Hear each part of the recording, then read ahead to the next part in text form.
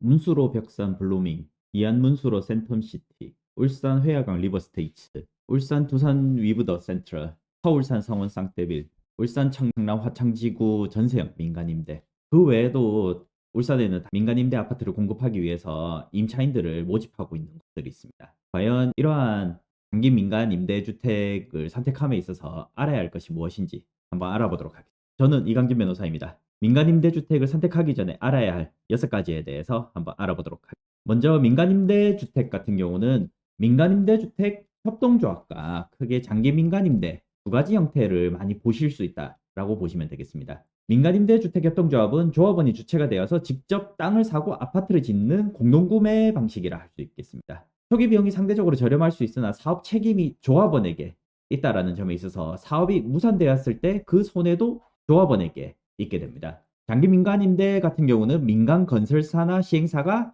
시행 시공을 담당을 해서 임차인은 보증금을 내고 10년간 거주한 뒤에 분양 전환을 결정하는 방식입니다. 두 방법 모두 취득세가 없다든지 재산세가 없고 청약통장과 무관할 뿐만 아니라 10년 동안 안정적인 거주가 가능하다는 점에 있어서는 공통적인 장점이 있습니다. 다만 민간임대주택협동조합 같은 경우는 조합원을 정상적으로 모집을 하면 상대적으로 문제가 적기는 하겠지만 발기인이라든지 투자자를 모집한다 아니면 사전 임차인을 모집한다 라는 식으로 하면서 조합원 모집이 아니라고 하면서 문제가 발생하는 경우들이 있어서 현재 민간임대주택 협동조합 방식은 제2의 지역주택조합이라고 불리면서 사람들이 굉장히 꺼리는 방식이 되고 있다고 생각됩니다. 사업 절차를 보면 우선은 조합을 설립합니다. 5명 이상 발기인 있고 협동조합 신고만 하면 되는 것입니다. 이제 조합원 모집을 함에 있어서는 지자체에 모집 신고를 해야 되는데 토지의 80%에 대해서 사용 승낙을 받아야 됩니다. 그리고 조합원을 모집한 다음에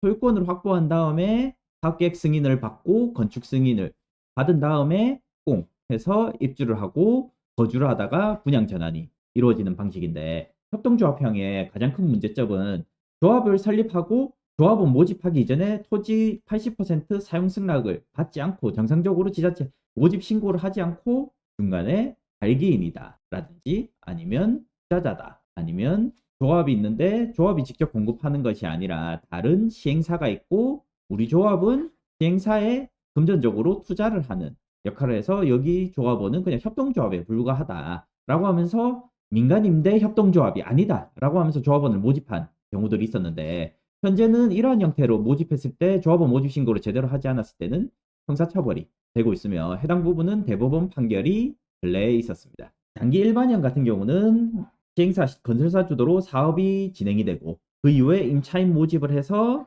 시행사와 시공사의 책임 준공이 이루어집니다. 그리고 보증금을 납부하고 10년간 거주를 하다가 분양 전환이 이루어집니다. 이 경우에 있어서는 시행사나 건설사가 주도하기 때문에 해당 사업에 대해서 상대적으로 임차인들의 위험성이 덜한 부분이 있습니다. 다만 이 사업 승인을 받는 데서 소유권을 확보한 것이 아니라 사용 승낙서만 얻어서 진행을 하다가 이후 소유권을 확보하지 못해서 사업이 무산되는 경우들도 발생하라고 그로 인해서 피해가 발생하는 부분들이기 때문에 일반 분양과 같이 허구의 분양 보증을 받아서 하는 부분과는 또 차이가 있을 수 있다라는 점에 있어서는 유의를 해야 하겠습니다. 그러면 장기 일반 민간 임대 아파트란 무엇이냐라고 보면 민간 건설사가 공급하는 임대주택이고 임차인이 최장 10년 동안 안정적으로 거주할 수 있는 주거 형태입니다. 10년간 거주 보장을 하고 임대료 상승률을 연 5% 이하로 제한을 하고 있습니다. 그리고 임대 종료 후에 거주주택에 대해서 우선적으로 분양받을 권리를 준다고 대부분은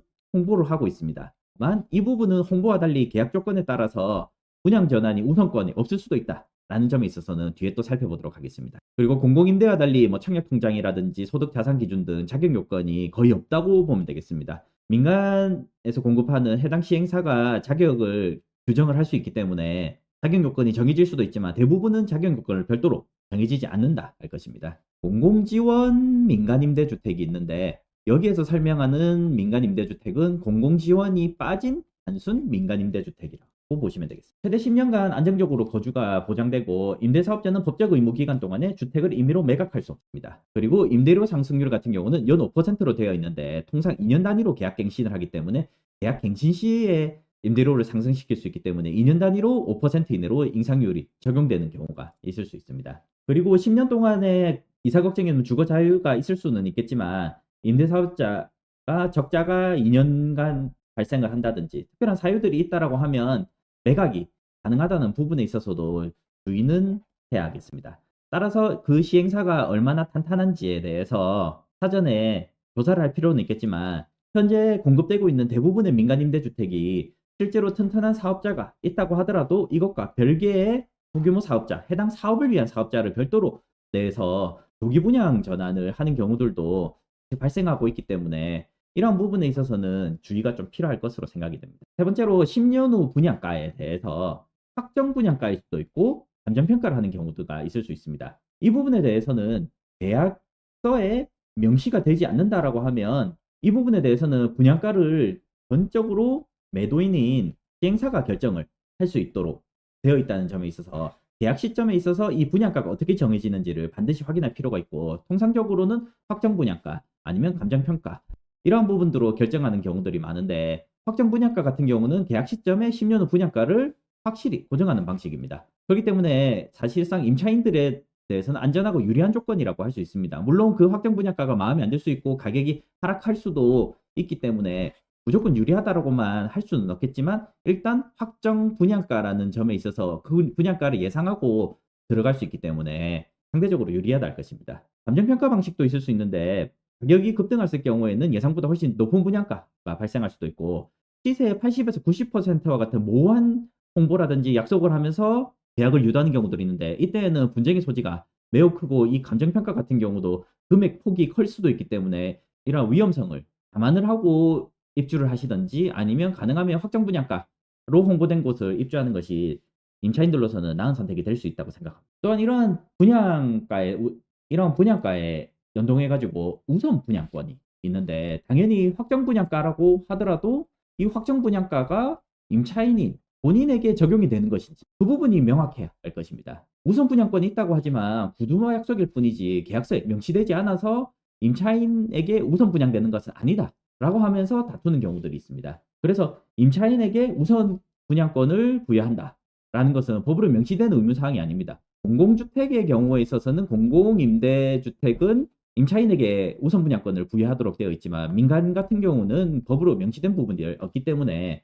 광고나 구두 설명으로 우선 분양권이 있다고 하더라도 그 내용이 반드시 임대차 계약서에 명확한 조항으로 기재되어 있는지를 확인을 하시고 계약을 하셔야 됩니다. 그래서 해당 내용이 계약서에 없다고 하면 광고나 모집 공고 내용을 근거로 해가지고 계약서 수정을 적극적으로 요구할 필요가 있는데 다만 이러한 수정 요구는 개인의 힘으로 어려울 것이기 때문에 다른 임차인들과 연대해서 공동으로 대응하는 것이 효과적일 수 있고 이러한 부분들에 대해서 만약에 변동이 되지 않는다, 변경이 되지 않는다라고 했을 경우에 있어서는 해당 부분이 가장 중요한 부분일 수도 있기 때문에 사고를 유발했다든지 아니면 기망에 따른 계약 취소를 할 필요성이 생길 수도 있다고 보입니다. 통상 민간 임대주택 같은 경우는 임차권 전매에 대해서 전매 무제한이다 라고 홍보를 하는 경우들이 많은데 모집 공고문상에서 전매 가능 여부나 횟수, 시기 제한 등이 될 수도 있기 때문에 이러한 부분들도 반드시 확인을 해야 되고 계약서에서도 내용을 반드시 확인할 필요성이 있습니다. 그리고 중도 퇴거와 관련해 가지고 개인 사정으로 10년간 거주하지 못한 상태에서 중도에 해지를 했을 경우에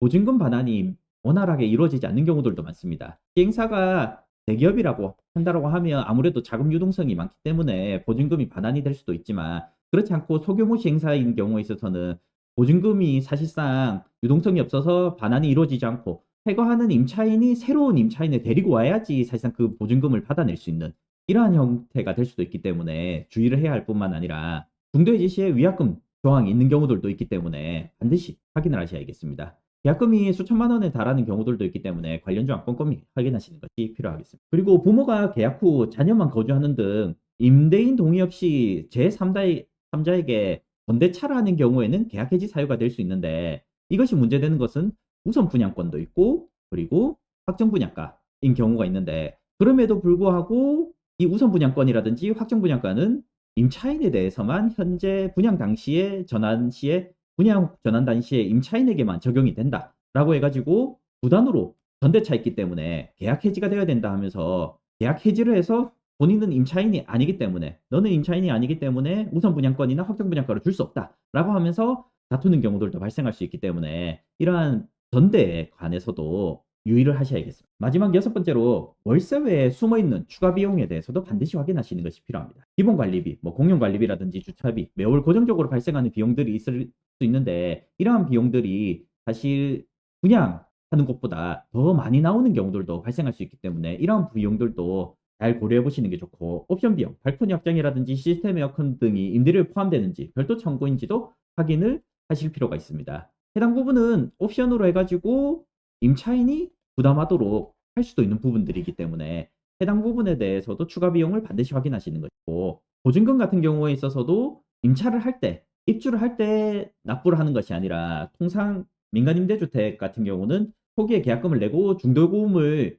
보증금에 대해서 중도금 대출을 하는 경우들도 있습니다. 이 경우에 있어서는 무이자가 아닌 경우에 있어서는 후불제에서 본인이 이자를 입주할 때 내야 될 수도 있기 때문에 이러한 부분에 있어서 주의를 기울이셔야 할 것이고 특히나 금리 인상기와 맞닥뜨리는 경우에 있어서는 이것이 변동일 경우에는 금액이 많이 올라갈 수도 있기 때문에 이러한 부분에 있어서 주의를 하시는 것이 필요하다고 보입니다. 내용을 간략히 요약해서 다시 한번 본 다음에 협동조합형 임대주택 같은 경우는 토지 확보율과 관련해 가지고 토지 확보 완료다 뭐 이런 식의 광고를 하는 경우들도 있는데 조합원 모집 시에는 80% 승낙만 있으면 진행이 가능하기 때문에 토지 승낙만으로는 사업이 무산되거나 많이 지연될 수도 있습니다. 결국에는 소유권을 확보해서 사업 승인을 받아야 된다라는 점에 있어서 이러한 소유권 확보하기 위해서는 매매 대금이 중요한데 이러한 매매 계약이 제대로 체결되지 않아서 지연될 수 있다. 아니면 무산될 수 있다라는 점에 있어서 주의를 기울여야 하고 추가 분담금이 있을 경우에 있어서도 이런 부분들이 조합원이 부담을 해야 될 수 있는 부분들이